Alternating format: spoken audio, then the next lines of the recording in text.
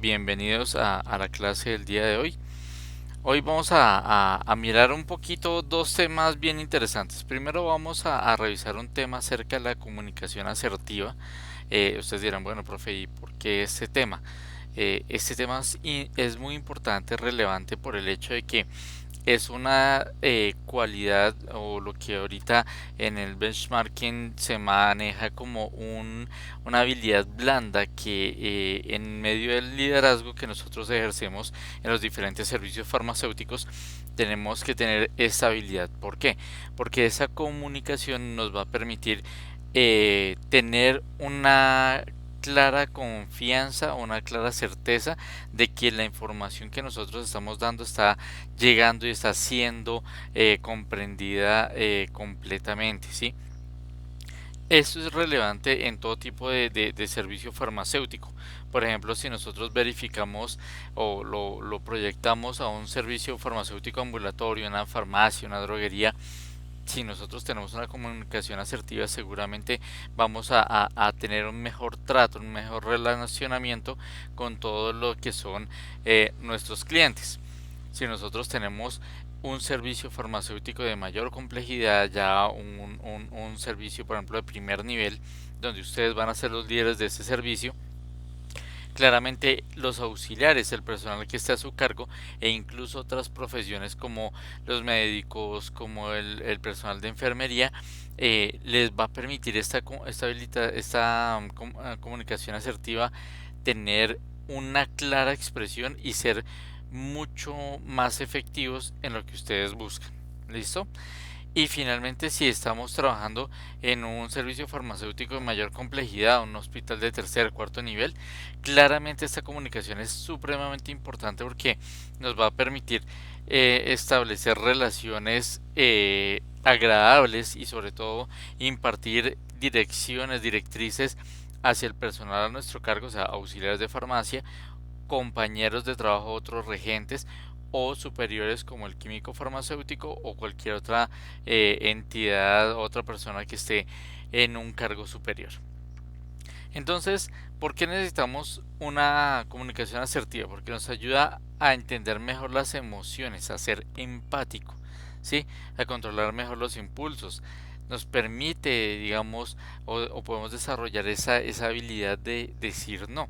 ¿Y por qué digo que es una habilidad? Porque sencillamente no, normalmente nosotros somos muy dados a aceptar o digamos a avalar un montón de circunstancias, de situaciones, pero realmente es necesario que nosotros aprendamos a decir no. ¿Listo? A respetar el turno, las opiniones, permitir silencios, no juzgar, analizar un lenguaje no verbal, o sea, el lenguaje corporal es un lenguaje también supremamente importante. Demostrar que se está comprendiendo lo que se está contando, mirar a los ojos y hablar en primera persona. Todas estas son cualidades de una comunicación asertiva, ¿sí? Eso nos permite, esa comunicación asertiva, primero mirar cómo está la persona, cómo manifiesta lo que piensa y también decir lo que está sucediendo, sin afectar a las demás personas, sin someterse a la voluntad ajena, entre muchísimas otras. Por ejemplo, si nosotros revisamos el tema de lenguaje no verbal, vamos a encontrar muchas posiciones que nos hablan acerca de lo que está interpretando o lo que está entendiendo el lenguaje o el mensaje que está dando la otra persona. Un ejemplo muy sencillo. Si nosotros vemos que una persona me está hablando y está cruzada de brazos, ese cruce de brazos lo que está manifestando es que básicamente no está de acuerdo con el mensaje o está evitando ese mensaje. No sé si alguien tiene un comentario.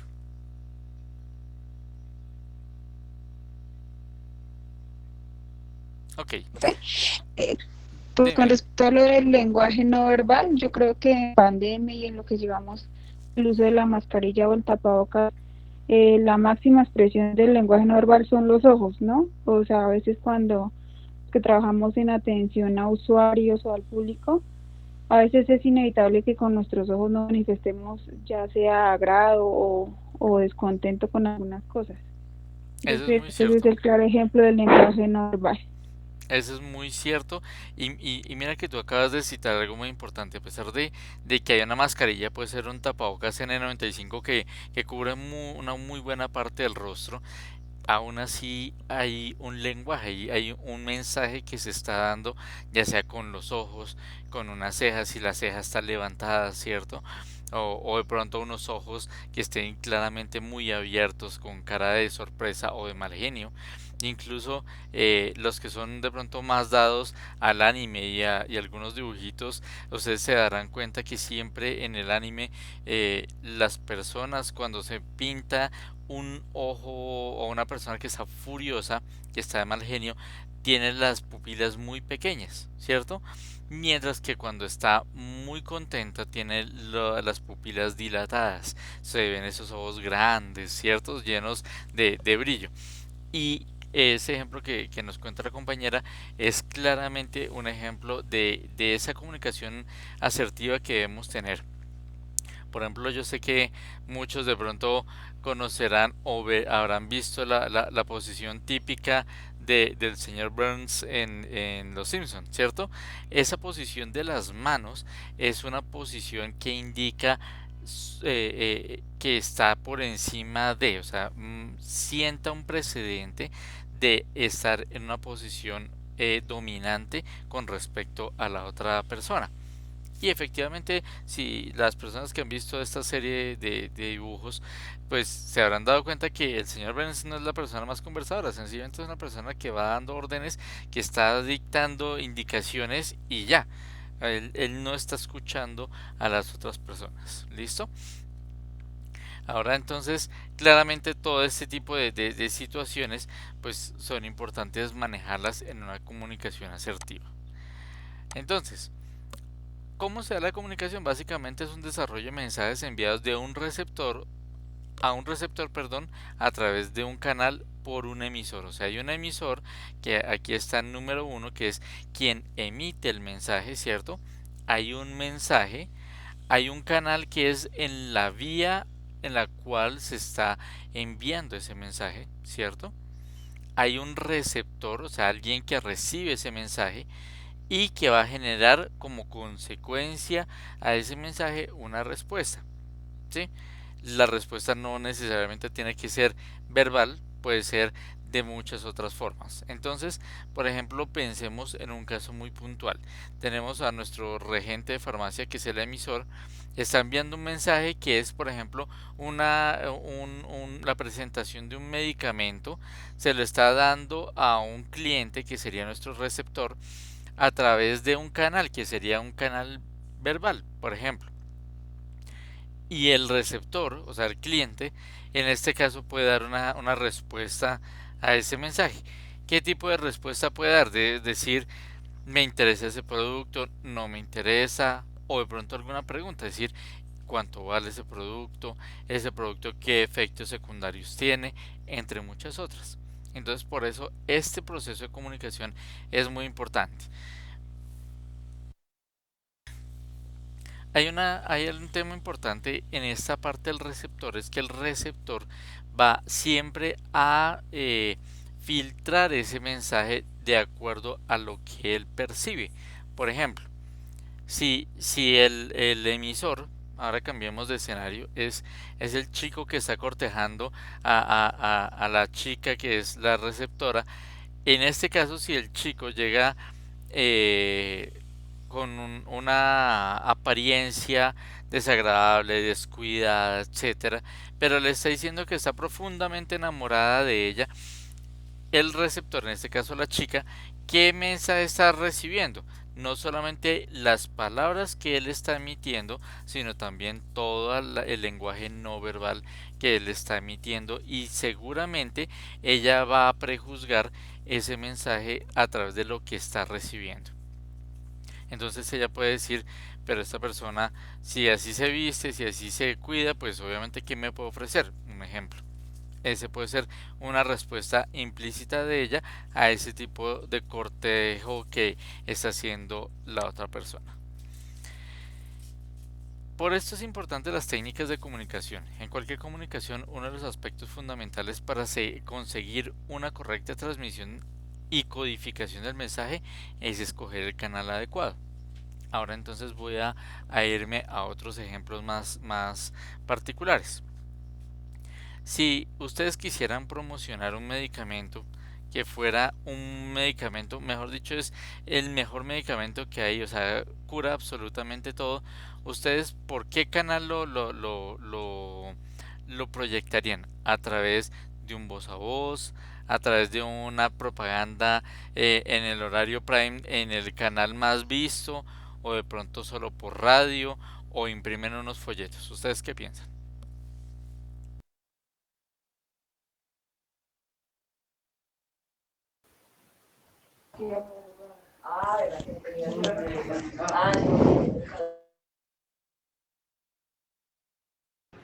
Yo creería que por el canal que más ve la gente.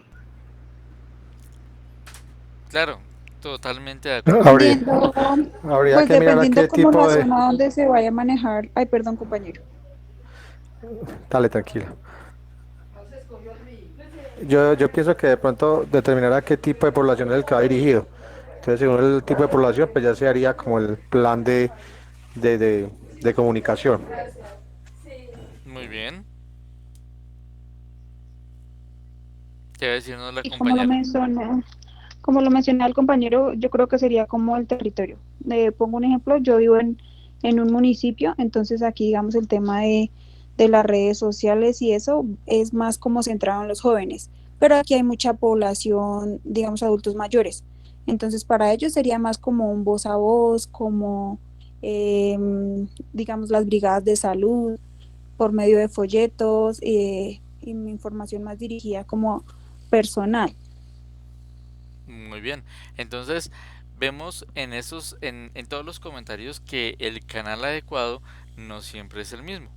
¿Cierto? Yo les estaba planteando una situación y ustedes la adaptaron precisamente a su entorno y eso es lo más importante, que esa técnica de comunicación debe ser adaptativa, o sea, debe buscar la mejor alternativa para que llegue y se preserve ese mensaje. ¿Por qué? Porque normalmente el ser humano tiene una característica, es que la persona retiene en su memoria el 10% de lo que lee. Pero también, si no solamente lee, sino también lo habla o lo escucha, retiene el 20%. Si adicional a eso nos muestran, o sea, es gráfico, se va a recordar el 30%. Si nos lo dicen, nos lo muestran, nos reiteran ese producto, el 50% se va a quedar en nuestra mente. Pero si nos lo dicen, nos lo muestran y nosotros interactuamos, o sea, respondemos, o sea, llegó ese mensaje y nosotros generamos una respuesta, el 70% y el 90% de lo que nos dicen se muestra ante todo lo que respondemos y además lo ponemos en práctica y nos implica personalmente, o sea, se apropia la persona de eso y adicional a eso lo escribe, se queda el 90%. Por eso es tan importante siempre que ustedes estén en clase tomar apuntes y que lo vayan hablando. ¿Por qué? Porque ahí estamos aumentando el porcentaje de temas o de conceptos que se van a quedar en nuestra memoria. ¿Sí? Si ustedes miran, o por ejemplo, un caso muy simple, es cuando se está promocionando un producto en alguna tienda, en algún supermercado. ¿Qué es lo que hacen? Colocan unas pancartas, ¿cierto? Colocan publicidad, colocan música, entonces eso ya empieza no solo a llamar la atención, sino empieza a atraerme, ¿cierto? Adicional a eso, si colocan una promotora, muchacha joven, muy bonita, con seguramente una ropa muy atractiva, pues obviamente eso va a hacer que se generen muchas más interacciones. Y finalmente, si la persona ofrece algún tipo de muestra gratis, etcétera, y la persona va, interactúa, pregunta cuánto vale el producto, qué ventajas tiene, qué desventajas tiene, esto va a generar una recordación mucho más importante en la persona. ¿Listo?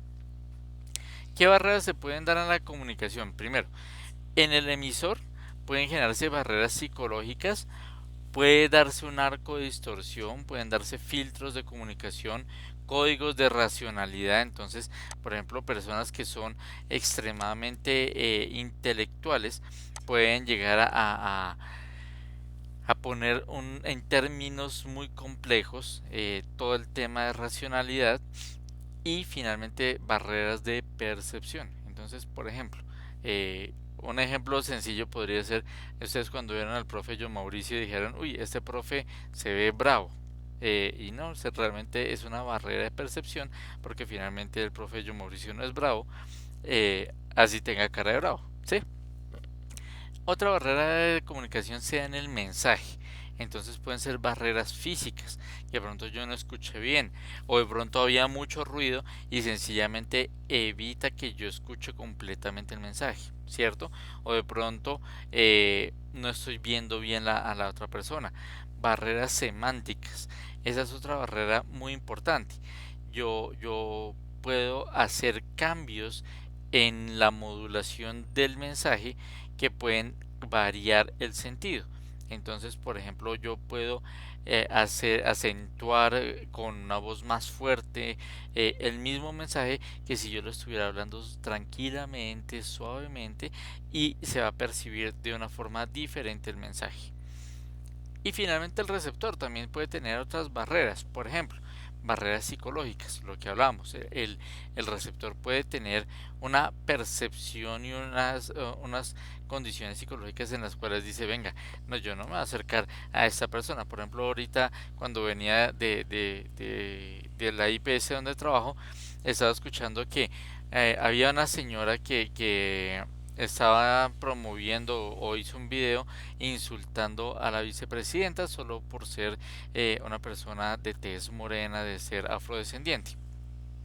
Esa puede ser una barrera psicológica. Entonces ese receptor, o sea, esa señora puede no aceptar los mensajes que puede decir la vicepresidenta por el hecho de tener una condición psicológica o un paradigma psicológico acerca de debería quién debería recibir ese tipo de mensajes y de quién no, ¿sí? En este caso, de ser de una mujer afrodescendiente y su barrera psicológica lo asume como si fuera incorrecto, ¿sí? Filtros de comunicación, entonces decir, por ejemplo, cuando una persona llega ya inmediatamente con palabras fuertes que para nosotros o nos llevan a pensar en cosas que son de pronto inadecuadas, códigos de racionalidad y barreras de percepción. Esos son como barreras de la comunicación. Esto es muy dinámico entre el emisor, el canal de mensaje, el receptor y obviamente el mensaje. Entonces, ¿cómo podemos mejorar o qué hacemos? Obviamente hay que contrarrestar esos obstáculos que acabamos de ver usando algunas series de técnicas. Por ejemplo, la redundancia. La redundancia consiste básicamente en repetir el mensaje de forma distinta a través de varios canales y en diferentes situaciones. Entonces, por ejemplo, esa redundancia yo la he aplicado ya que hablo del tema, ¿cierto? Les estaba hablando acerca de cómo comunicarnos, pero también redundo a través de ejemplos que sean visibles para ustedes, que sean prácticos, y estoy repitiendo el mismo mensaje, pero de una situación diferente o en un contexto diferente que permita afianzar ese conocimiento. La simplificación es hacer el mensaje simple, sencillo, ¿sí? Que yo esté dando una información que sea muy clara, pero sea sencilla, sea asequible a todo el personal, no evitando muchos tecnicismos. Normalmente cuando nosotros vemos personas que son extremadamente técnicas, pues sencillamente como que el mensaje se nos hace complejo, se nos hace aburridor, absorto y sencillamente nos alejamos porque no es eficaz esa comunicación, porque no es simple. Se debe verificar, comprobar que esa información ha sido recibida y sobre todo ha sido bien recibida, ¿sí? Antiguamente nosotros decíamos, sí me hice entender, pero en ese mensaje yo que les estaba diciendo al receptor sencillamente, venga, ¿usted me entendió o no me entendió? más allá de sus habilidades, sus cualidades para entenderme, es realmente, y la expresión correcta es si me hice entender, o sea, si fui claro en mis comentarios, si di con claridad mi idea, mi expresión, para que usted me pueda entender completamente. Entonces, eso ya habla acerca de una verificación. La sintonía, que se perfila por la suma de la empatía y el interés para crear un clima de comunicación idóneo. Es el elemento más importante y a la vez más difícil. Depende en gran manera de las habilidades personales. Entonces uno ve que hay personas, por ejemplo, que son muy inteligentes, que son muy habilidosas, pero en el momento de dar un mensaje se les dificulta, ¿cierto? Como que no sintonizan esa forma de expresar esa información. A mí particularmente en el pregrado me pasó muchas veces con algunos profes que eran unas eminencias, que tenían doctorado, postdoctorado, y aún así, con tanto conocimiento, a veces les costaba entrar en sintonía con la clase. Yo recuerdo mucho un docente que tenía en cálculo uno, el cual durante la clase nunca nos miraba, nunca. O sea, el profesor empezaba a hablar y literalmente estaba hablando al techo. Nosotros, profe, pero estamos aquí abajo. Y él nunca nos miraba, o sea, por más que uno tuviera una pregunta, él nunca nos miraba, siempre miraba al techo. Esa era su forma de dictar esta asignatura, pero era porque esa empatía de pronto o esos prejuicios psicológicos hacían que le fuera difícil expresar sus ideas de pronto mirando a los estudiantes. ¿Cierto? Entonces, esta sintonía es bien importante desarrollarla si de pronto no contamos con ellas, porque es realmente el elemento más importante. Comunicación verbal. Entonces, en este caso ya estamos siendo más específicos y estamos hablando puntualmente donde el mensaje es verbalizado. Se utilizan palabras de una forma oral o escrita. Y aquí entro a hacer énfasis en la parte escrita.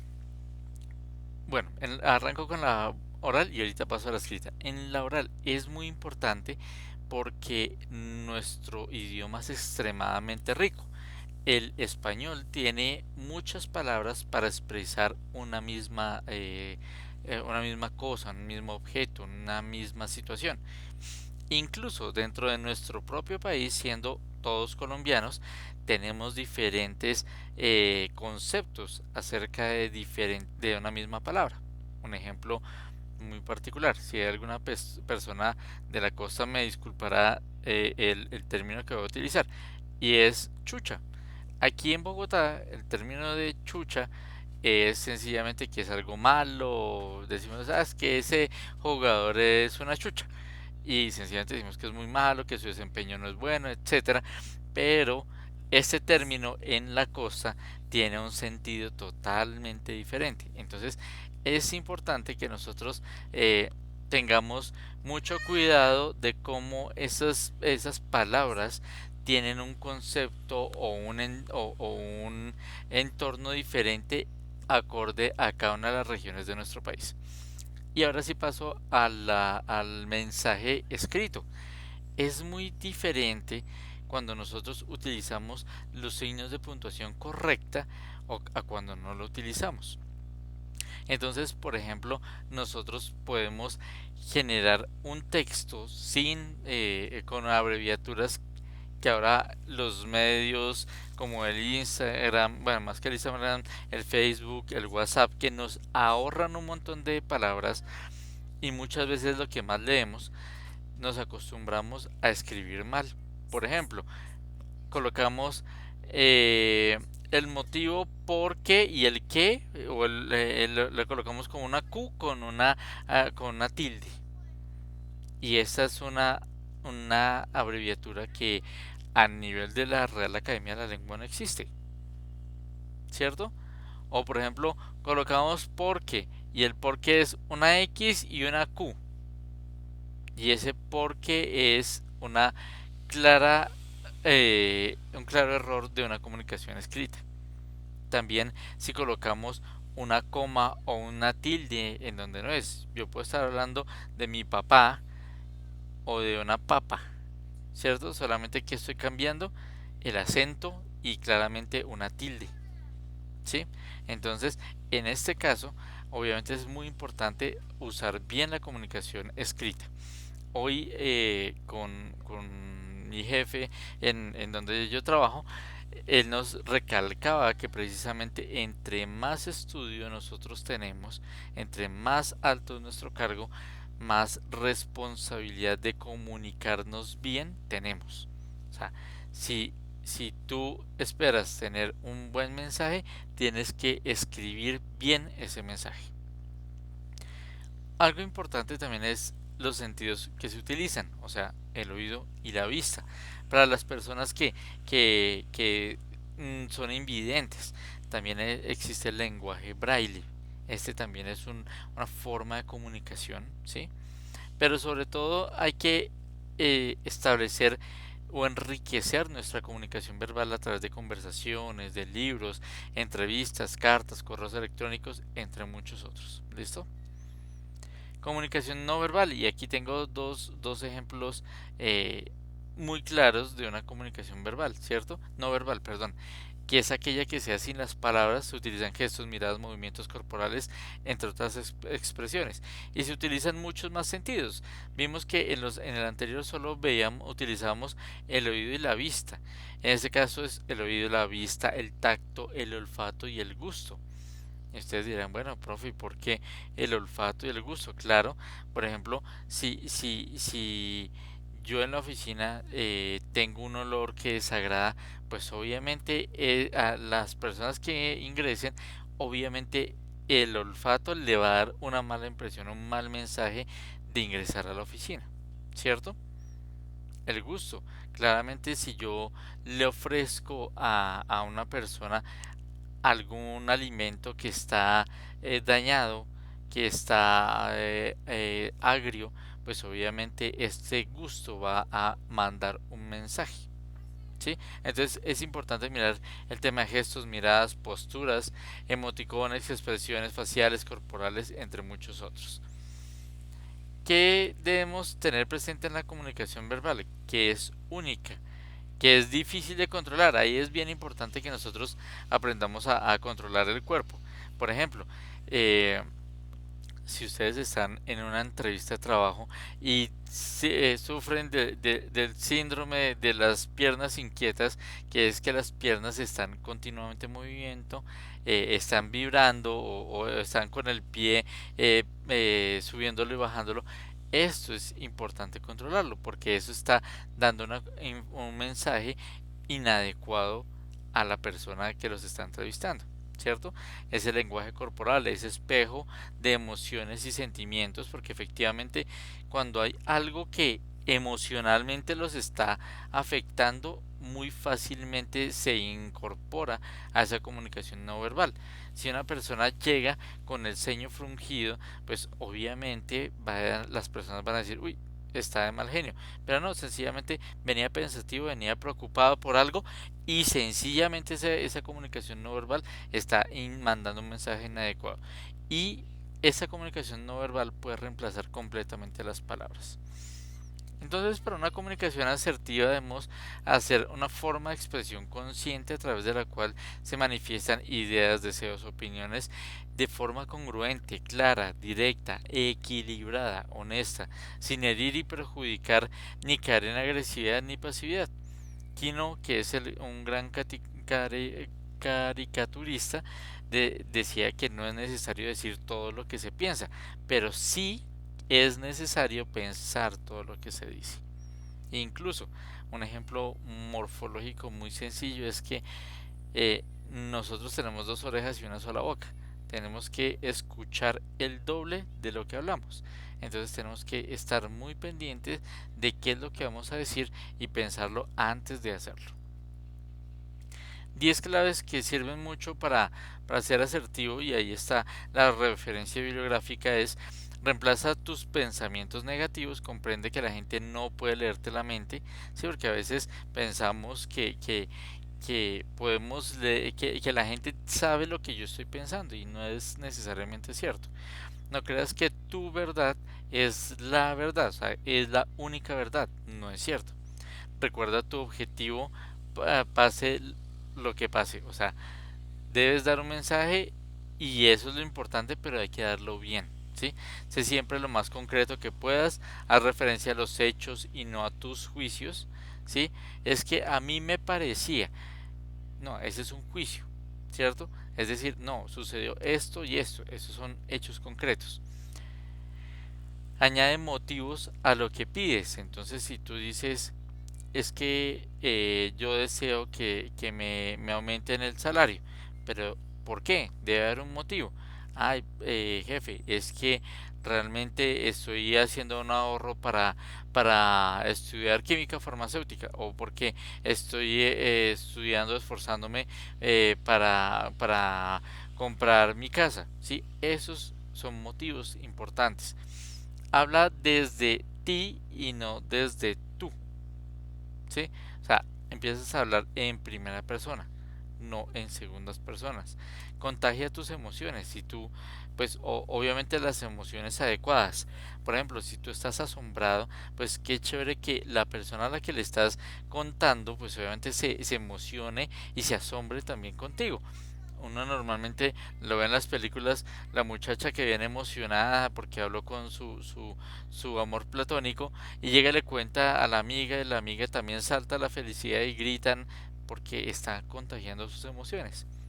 Reduce tu ansiedad con el lenguaje corporal, lo que yo les comentaba. Entonces, dejar de mover las piernas, dejar de estar zapateando, como decía una amiga de la costa, deje de estar cosiendo, porque las máquinas de coser antiguas traían un pedal en la parte de abajo con la que uno movía la máquina de coser, y así uno se la pasa cosiendo.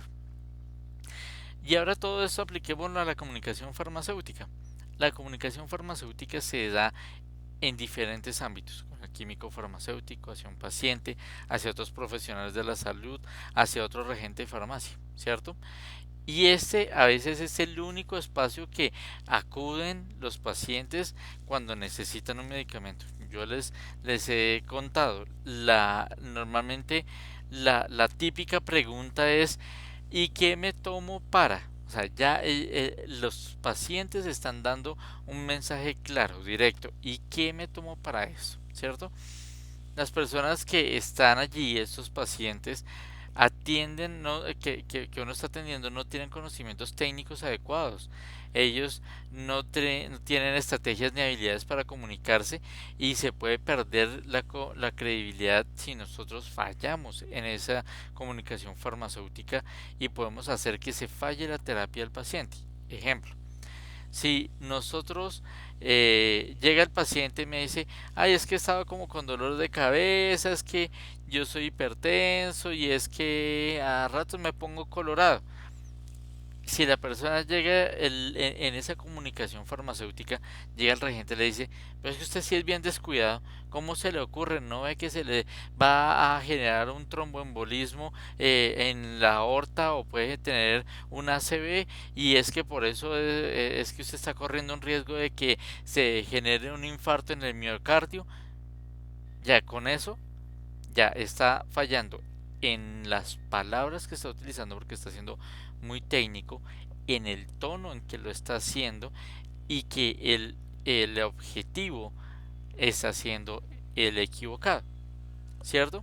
Solamente en ese ejemplo ya podemos ver muchas de las fallas que se pueden tener en la comunicación con un paciente.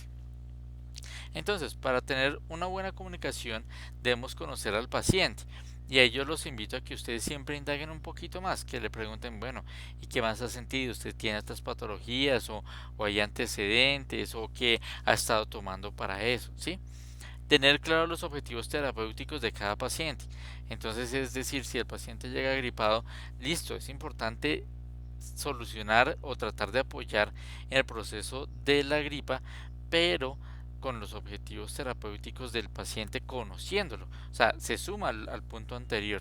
O sea que debo saber exactamente qué más tiene ese paciente. Si el paciente es cardiópata, ya sé de base que no le puedo dar un medicamento guayacolato porque le voy a solucionar parte de la gripa, la tos que tenga, pero le va a dañar el corazón. debemos propender por el uso racional del medicamento. Y aquí es supremamente importante, es muy importante el uso racional. Más del 70% de las gripes que son causadas por virus, no por bacterias, en el 70% de los casos siempre se entrega un antibiótico. Y tristemente las personas piensan que para una gripa el medicamento adecuado es un antibiótico. Ni siquiera ellos comprenden o se detallan, se dedican a mirar que el término antibiótico es un medicamento que va en contra de la vida, así de simple. ¿Contra la vida de quién? De las bacterias. ¿Por qué? Porque los virus no son vivos. Entonces un antibiótico no es un virucida, es diferente. Entonces por eso nosotros tenemos que propender el uso racional del medicamento. No siempre más es lo mejor.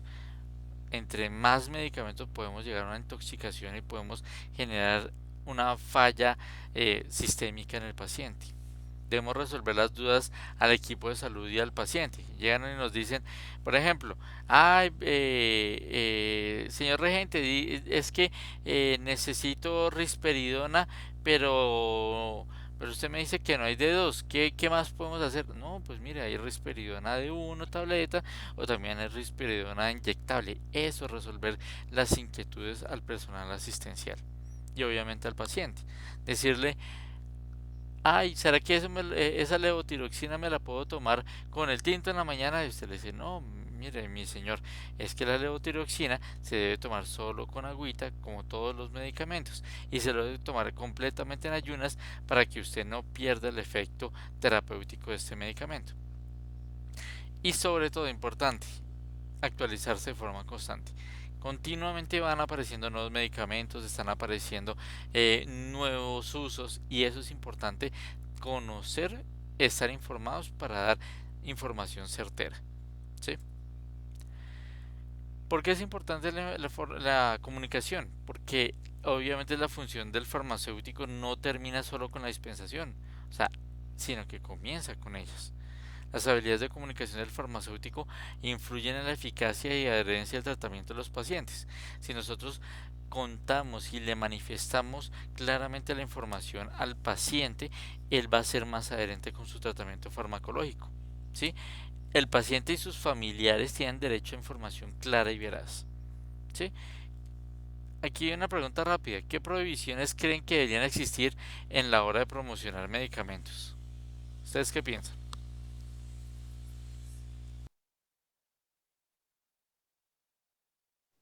Se hace una dispensación con responsabilidad y siempre con la verdad, diría yo.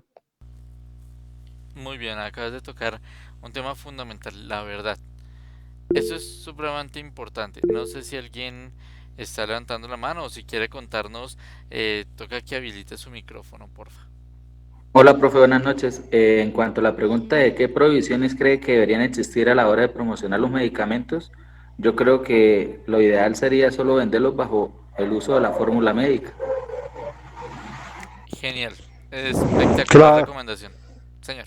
que la farmacia pase, pues yo la farmacia la veo en este momento más como un negocio económico que como realmente lo que es la farmacia. Entonces, la provisión debería ser a esa parte porque se dispensa pensando en negocio, en lo económico y no realmente en el paciente que muchas veces mm, recomendamos sin saber siquiera qué es lo que estamos vendiendo, solamente por el tema económico. Eso es cierto y es una triste realidad de nuestro país. Por ejemplo, y retomando un poquito las respuestas que ahorita nos comentaban los compañeros, si nosotros echamos un recorderis del tiempo, vamos a ver que el origen de la farmacia realmente es la botica. Y la botica o el boticario, que era el predecesor del farmacéutico, este boticario, ¿qué era lo que hacía? Cogía la prescripción del médico o digamos en ese momento si era del galeno, pues sencillamente él hacía una adecuación de esos medicamentos exclusivo para cada paciente, pero no lo hacía porque el paciente fuera a decir, venga, es que tengo dolor de cabeza, ¿qué me tomo? No, realmente el paciente debía haber pasado primero por un diagnóstico médico para que él preparara ese medicamento específico a la necesidad de ese paciente. Entonces, sí, tristemente se ha vuelto un tema mucho más comercial que salubrista, y eso es un error craso en el que hemos caído. Por ejemplo, hoy veía una entrevista que daban desde Azocoldro, eh, y quedaba un poquito realmente preocupado. ¿En qué sentido? En que, por ejemplo, se habla acerca de la escasez de medicamentos y decían eh, que era solamente por marca. Eh, yo trabajo también en una IPS, eh, digamos, grande a nivel nacional, y es muy particular uno encontrar que no es por marca. O sea, yo si no encuentro un Advil, pues sé que es el ibuprofeno y claro, es el genérico y lo puedo tomar sin inconveniente. Pero si hay escasez, hay desabastecimiento de productos que son relevantes. Por ejemplo, un agua estéril es uno de los productos que está en desabastecimiento en el país, y no es por marca, no es que no hay ni de Baxter, ni de Corpaul, ni de Pisa, ni de ninguna marca. Entonces, ¿cómo puedo bajarle el sodio a un paciente que está con una hipernatremia y está a punto de hacerme falla renal por esa cantidad de sodio que tiene? Y no tengo con qué bajarlo porque no hay. ¿Sí? Entonces, el término digamos, algunos comentarios acerca de esa promoción de medicamentos debe ser muy rigurosa en diferentes aspectos. Y vamos allá. Básicamente, la publicación de venta libre es un tema que induce a muchos errores. Cuando yo estaba en la universidad, aquí traigo otra anécdota. eh, una de mis profesoras me comentó que en una entidad del gobierno estaban buscando un químico farmacéutico de último semestre para que hiciera unos análisis. Eh, Me dijeron que me van a contratar, o sea, me postularon para el cargo, a mí y a mi compañero de tesis. Y, y en este caso, esa entidad del Estado lo que buscaba realmente era que nosotros hiciéramos una investigación normativa a nivel de Latinoamérica, de Sudamérica, para hacer que todos los antibióticos y todos los medicamentos se volvieran OTC. Yo apenas escuché el proyecto, yo les dije, discúlpenme, pero yo no voy a trabajar con ustedes, no puedo porque claramente tengo un conflicto de opinión con el proyecto que ustedes tienen, porque soy una persona que cree que no todos los productos deberían ser de venta libre, y mucho menos los antibióticos. Porque la opinión de esa persona, que ni siquiera era del sector farmacéutico, decía, pues sencillo, si hace una resistencia bacteriana, pues le damos otro antibiótico y ya. Ojalá fuera así de simple. Existen muchos lugares en el mundo y aquí en Colombia de cepas que son multidrogoresistentes, o sea, son resistentes a muchos antibióticos. Si por ejemplo alguno de ustedes se va a la parte de convivencia en la Sierra Nevada de Santa Marta con alguno de las tribus taironas, deben tener mucho cuidado de no contagiarse de tuberculosis, porque allí hay una tuberculosis que es endémica en la Sierra Nevada de Santa Marta, y no solamente es endémica, sino también es multidrogoresistente, o sea, no les sirve el tratamiento convencional que se utiliza para la tuberculosis, y es aquí propio de Colombia. ¿Sí? Entonces, esto es un ejemplo de que esos medicamentos de venta libre deberían tener realmente muchos controles. ¿Sí? Se debe orientar al uso adecuado de medicamentos, se debe dar una información objetiva, veraz, sin exagerar las propiedades de un medicamento. No, no, a veces uno dice, no, es que esto es lo mejor, eso le soluciona todos los problemas, y no necesariamente. ¿Sí? O uno puede omitir incluso información, uno puede decir, no, pues es que ese omeprazol no genera pérdida de la memoria, y sí puede causarle pérdida de la memoria. ¿Sí? Señalar las indicaciones o el uso del medicamento con un lenguaje claro, ¿sí? No genera confusión en los consumidores. Entonces, decirle al paciente, no, es que este medicamento, que este antigripal que le estoy dando es un antihistamínico y entonces este le va a ayudar a descongestionar las fosas nasales. El paciente, todo eso, con que se puede, no, es que este medicamento me sirve como un antipirético o como un antihipertensivo, que fue lo que me dijeron. No, eso sirve como un antihipertensivo y se termina tomando el medicamento, un antigripal, pensando que es un antihipertensivo y claramente no lo es. Es importante ceñirse a la verdad, dar información clara de los productos y en qué casos está autorizado el medicamento y en qué casos no. ¿Sí?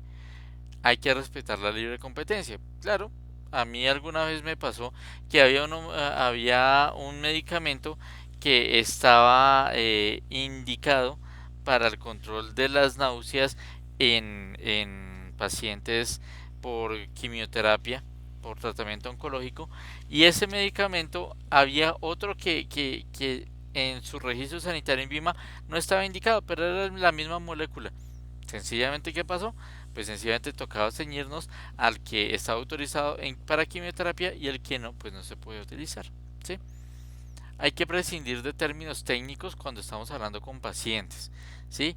Y volverlo en un lenguaje sencillo. En vez de decirle, es que para la cefalea, no, para el dolor de cabeza, ¿sí? No, es que usted tiene una hipertensión galopante. No, usted tiene sencillamente la tensión alta, ¿sí? De una forma importante. Hay que indicar las bondades anunciadas del producto, pero no se deben contraponer a la promoción de hábitos de vida saludables. Por ejemplo, yo ayer curiosamente hablaba con mi esposa que veíamos una propaganda en la cual se indicaba que los niños ya iban a poder coger los animales, las mascotas, sin el riesgo de tener la alergia. Yo decía, pero ¿a costa de qué? De que el niño esté medicado todos los días, entonces voy y me medico, me coloco, me tomo el antihistamínico con tal de ir a coger las mascotas a las cuales soy alérgico.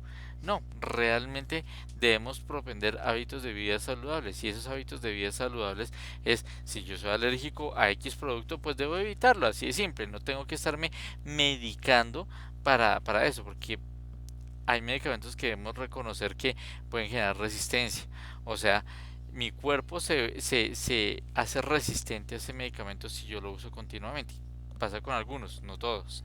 Y un ejemplo de esos podría ser este medicamento.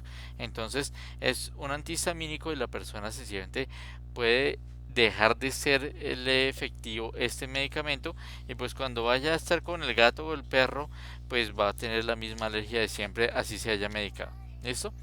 Y hay que ajustarse a lo dispuesto en los registros sanitarios de los medicamentos.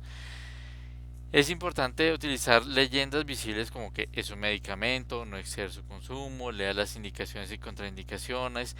Es importante que las personas no se automediquen, especialmente en poblaciones pediátricas, que se dice tómese tantas gotas por kilogramo de peso. Y la gente dice, esos son como 15 goticas, 20 goticas. En eso, ese es un ejemplo de lo que pudo haber sucedido con los pacientes del OMI. Precisamente la paciente pediátrica seguramente la sobredosificaron. ¿Por qué? Porque no tenían concepto claro de cómo manejar ese medicamento, ¿sí? No emplear mecanismos que atraigan la atención de los menores de edad, induciéndolos a su consumo. Entonces, si yo hago el empaque de mi medicamento, es un empaque así bonito, que parece un dulcecito, que se ve todo atractivo, pues obviamente eso va a inducir a que los chicos vayan y empiecen a tratar de tomarse esos medicamentos. Una de las formas más antiguas de la publicidad con el paciente es la recomendación brindada por el médico y el farmacéutico. Esa es la mejor forma. Eso llegan y le dicen a uno, eso tómese el de tal marca porque ese sí es efectivo. Esos genéricos, eso no funciona. Y no, no necesariamente. Claramente la industria promueve marcas porque es la forma de obtener más ganancias. Sí, claro. Por ejemplo, un ejemplo muy sencillo es el Dolex. ¿El Dolex qué es?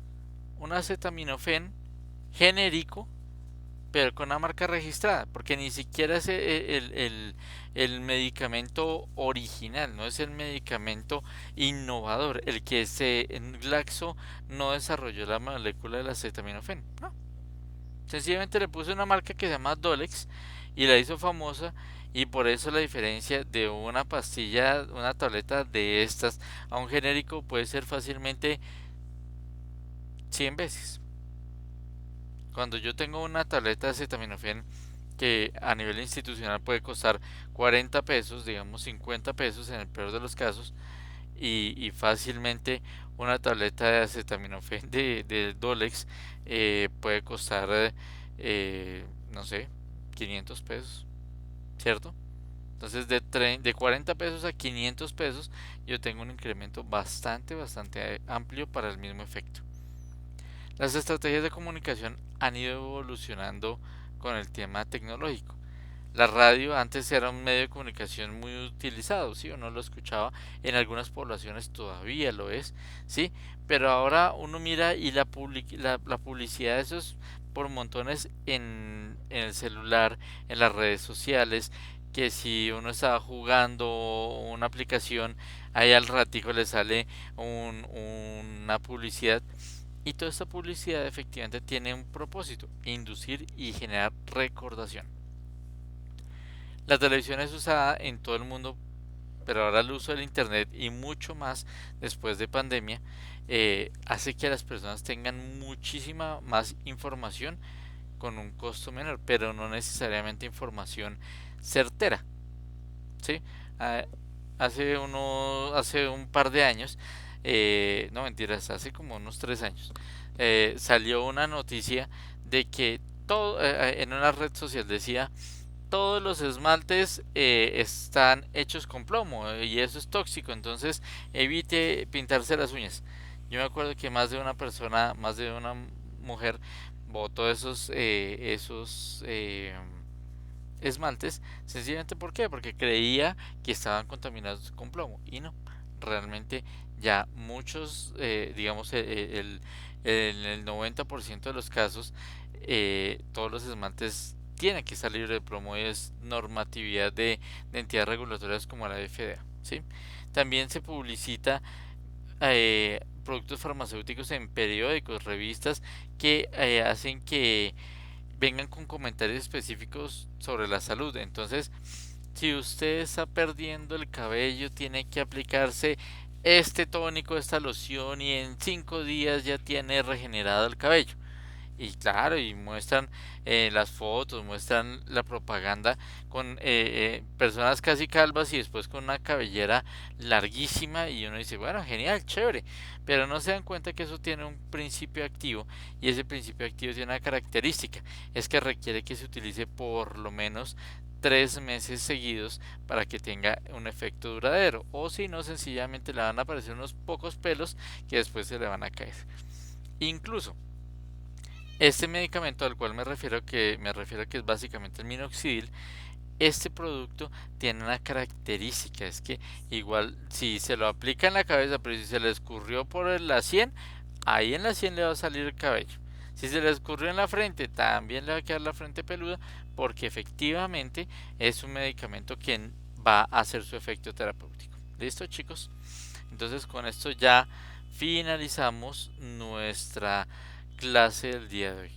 No sé si hasta acá tienen alguna inquietud, quieren comentar algo. Voy a dejar de compartir mientras tanto.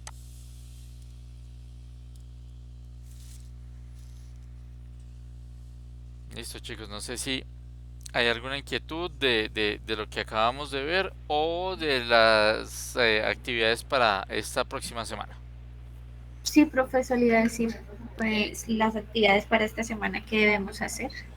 Listo, Angie, muy buena pregunta. Ya les activé las actividades. Básicamente son dos muy sencillas. Una es un foro.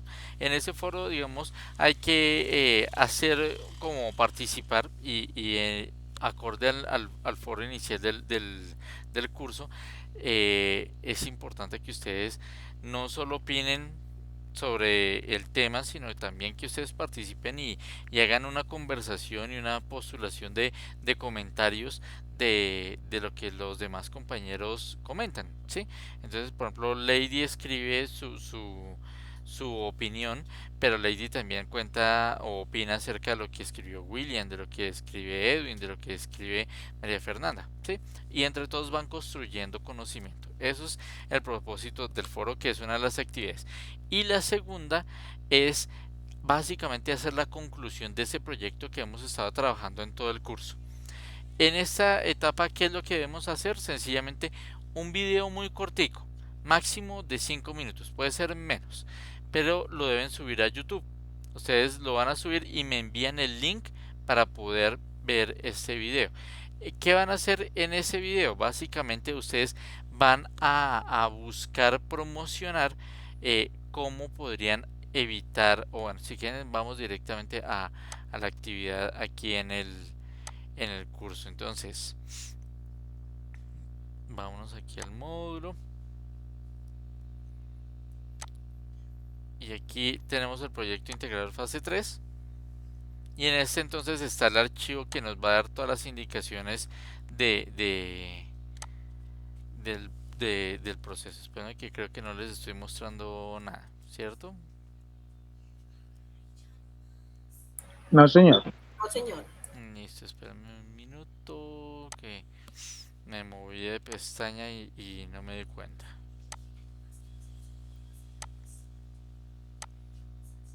Listo, entonces en la plataforma ustedes van a encontrar esta actividad, proyecto integrador fase 3. Aquí van a encontrar este link y este link les va a abrir este documento que les estoy mostrando acá. Entonces nos indica que de acuerdo al trabajo que hicimos en la primera fase y en la segunda fase, debemos realizar estas actividades. Primero, una vez diseñado el programa de uso adecuado de medicamentos, se debe aplicar sobre una población de pacientes que tengan las características de intervención elegidas en la fase 1. Recordemos que en la fase 1 nosotros establecimos un marco, ¿no? Que era el caso de los pacientes pediátricos en OMI. O bueno, en cualquier hospital, no importa. Sí, pacientes pediátricos. Entonces, ¿ustedes qué es lo que van a hacer? Es grabar un video de máximo 5 minutos de duración donde se evidencie la implementación de ese programa. Entonces, ustedes dicen, bueno, para el programa de uso adecuado de medicamentos en población pediátrica, vamos a hacer lo siguiente. Se debería establecer un sistema de dosis unitaria, o se debería restringir la prescripción a solo médicos pediatras, o por ejemplo se deben tener solo formas farmacéuticas de suspensión, de solución o inyectables para el paciente. Si ustedes lo determinan cómo van a hacer ese programa de uso adecuado de medicamentos en estos pacientes, ¿sí? Y ustedes van a hacer un videito chiquito donde se pueda evidenciar ese programa. ¿Listo? Lo suben ese video a YouTube y me envían el link. O sea, ustedes me van a enviar una hoja de Word donde dice los integrantes y donde está el link. Puede ser una hoja de Word, puede ser una hoja en PDF, pero lo importante es que esté el link donde yo voy a visualizar el trabajo que ustedes realizaron. ¿Listo? Por acá tienen una inquietud, una pregunta. Sí, profe, buenas noches. O sea que una sola persona del grupo graba el video. Sí, pues a mí realmente les soy muy sincero, es la única forma en que puedo tener un pequeño acercamiento a conocerlos. Entonces, si salen los dos sería genial, ¿sí? Eh, pero si por temas de grabación no tenemos camarógrafo, no importa. Puede ser uno solo, aunque sería chévere que los dos se presentaran. Ah, bueno, profe, muchas gracias. Igual en la plataforma, si solamente una persona lo sube y yo lo califico y le coloco la calificación a ambos, así como ya lo he estado haciendo con la primera actividad. ¿Listo, chicos? No sé si tienen alguna otra actividad. Con estas dos actividades finalizamos las actividades de nuestro módulo. ¿Listo? Ya la siguiente y última semana lo que vamos a hacer es sencillamente verificar notas y pues si hay inquietudes, si de pronto hubo alguna dificultad o algo, esta semana tenemos para corregirlo. Edbeji, cuéntanos qué inquietud tienes. No, profe, qué pena. Es que en el foro hay un link, pero no se deja visualizar. Espérame, una vez lo revisamos por aquí. A ver.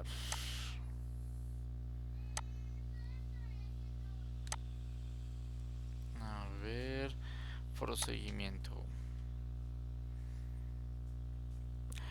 Bueno, ahí no hay inconveniente porque básicamente esos son recursos, esas son opciones que ustedes pueden buscar. Igual no son los únicos. Básicamente el foro, esperen, les muestro un poquito aquí y ya te doy, Angie, la palabra. Regálame un minuto, les muestro el foro y ya. Entonces, aquí en el foro, básicamente es responde y discuta en el foro temático cómo y con qué periodicidad le hará seguimiento a su programa de uso adecuado de medicamentos. ¿Sí? Ustedes dicen, bueno, yo quiero hacerle seguimiento cada semanalmente, cada tercer día, mensual, semestralmente. ¿Sí? ¿Y cómo lo va a hacer? No, yo voy a verificar esto o aquello.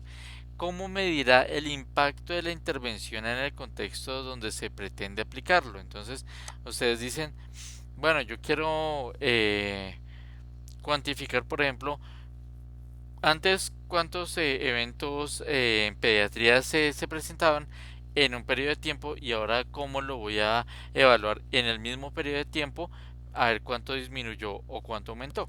Sí, esa es una forma de medir el impacto de esa intervención del programa de uso adecuado de medicamentos. ¿Listo? Esos son links, pero no se preocupen, no son exclusivos, o sea, no son los únicos que en los cuales se pueden basar, también se pueden basar cualquiera que encuentren en libros o en internet. ¿Listo? Gracias, profe. Sí, muy amable. Vale, Angie, cuéntanos. Profe, o sea, si le entendí bien, el video se tiene que tratar es como de cómo evitar que sigan pasando ese tipo de accidentes con pacientes pediátricos y qué, digamos, qué sugeriríamos para eso, para evitar eso. Si recordemos que hemos estado construyendo un programa de uso adecuado de medicamentos, ¿cierto? Lo colocamos en un contexto muy específico que fue lo que pasó, los dos eventos se presentaron en el Hospital La Misericordia aquí en la ciudad de Bogotá con pacientes pediátricos, una bebé y otra ya una adolescente. En este caso, ustedes dicen, bueno, mi programa de atención de manejo de adecuado, manejo racional de medicamentos, yo lo enfoqué a esto específico y ese programa es el que ustedes van a mostrar en el video. Entonces ustedes dicen, bueno, por ejemplo, yo voy a hacer control de dosis unitarias a los pacientes pediátricos. Entonces, ¿qué va a hacer? Muestro, por ejemplo, jeringas donde yo vaya a tener diluciones específicas marcadas para cada uno de los pacientes. Entonces está Pepito Pérez de 2 meses y medio. Entonces, ¿qué medicamento viene? Viene amicacina de 12 miligramos cada 24 horas. Esas son un ejemplo de cómo ustedes lo podrían hacer acorde a ese programa de uso uso adecuado de medicamentos que ya plantear, ¿cierto? Nosotros hicimos una encuesta, miramos qué necesitamos para armar el programa, lo armamos y ahora lo que vamos a hacer es ponerlo en un video. Ah, ok, profe, gracias. Vale, Angie, con gusto. No sé si alguien más tiene alguna inquietud o si no, ahí sí los dejo tranquilos para que vayan a ver el partido de Colombia y México. Vamos perdiendo 1-0. Imagínese, William, qué mala noticia. Ni sabía que jugaba hoy. Y lo peor es que tenemos otra clase, ¿no? Listo, chicos, entonces, como tienen otra clase y está el partido, entonces con eso culminamos nuestra clase de hoy. Entonces, chicos, que tengan una feliz noche, que estén muy bien. Gracias. Muchas gracias. Hasta luego. Gracias, profe.